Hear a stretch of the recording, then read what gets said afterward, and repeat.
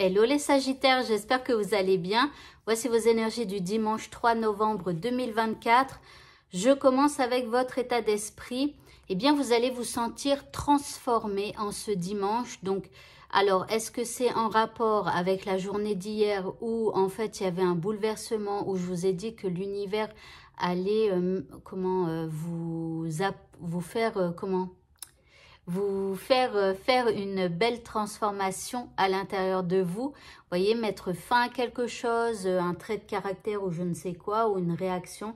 Mais en tout cas, ici, vous vous sentez transformé en ce dimanche.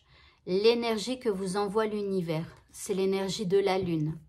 Alors, vous vous sentez transformé, mais si vous vous sentez transformé à l'intérieur de vous et que du coup, il y a du changement, eh bien peut-être que vous allez être un petit peu entre deux mondes, c'est-à-dire entre l'ancien vous et le nouveau vous.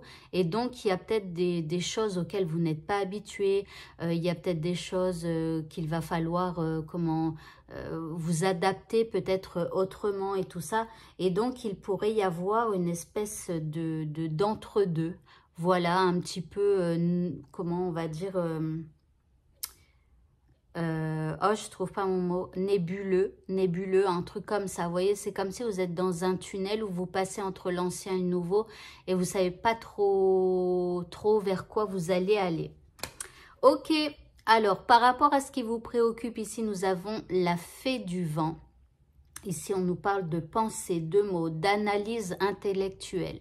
Donc là, par rapport à votre préoccupation, ici, on voit que vous y pensez beaucoup et que vous analysez les choses. Et c'est surtout, donc, c'est très intellectuel, c'est vraiment en rapport avec votre cerveau, vos pensées, etc. En deuxième carte, vous avez la reine d'épée. Donc la reine d'épée, en fait, finalement, c'est la même que ça. Vous voyez ici, c'est quoi? La fée du vent. La fée du vent, et ça, c'est la reine d'épée.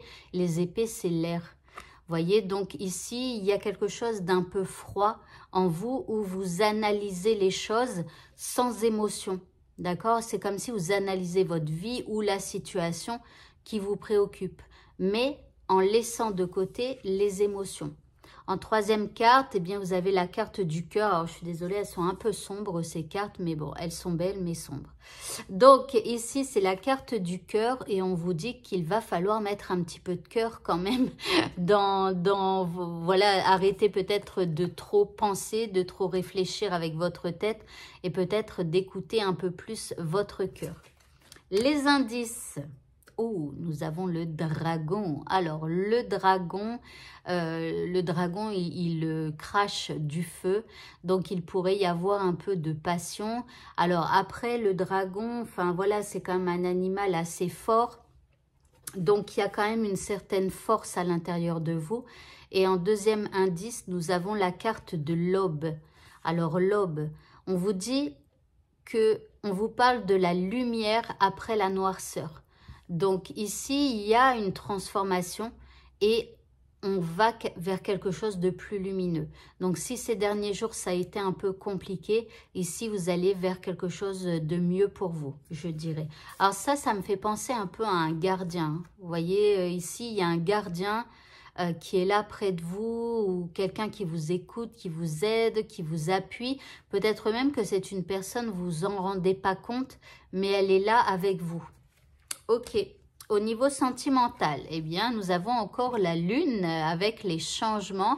Donc, même au niveau sentimental, il y a du changement dans l'air. Et en deuxième carte, nous avons la carte de l'instabilité. Donc, je vous ai dit que ça allait être un peu nébuleux ou je ne sais plus trop. Mais en tout cas, voilà, c'est une zone un petit peu d'instabilité où je ne dirais pas que rien ne va plus. Mais en tout cas, vous n'êtes pas comme d'habitude, quoi. Et vous avancez, mais vous ne savez pas trop vers quoi vous allez aller. Voyez, et donc, du coup, ça crée un petit peu d'instabilité, et donc même au niveau sentimental. L'indice, eh bien, on nous parle d'une surprise, bon, tant mieux.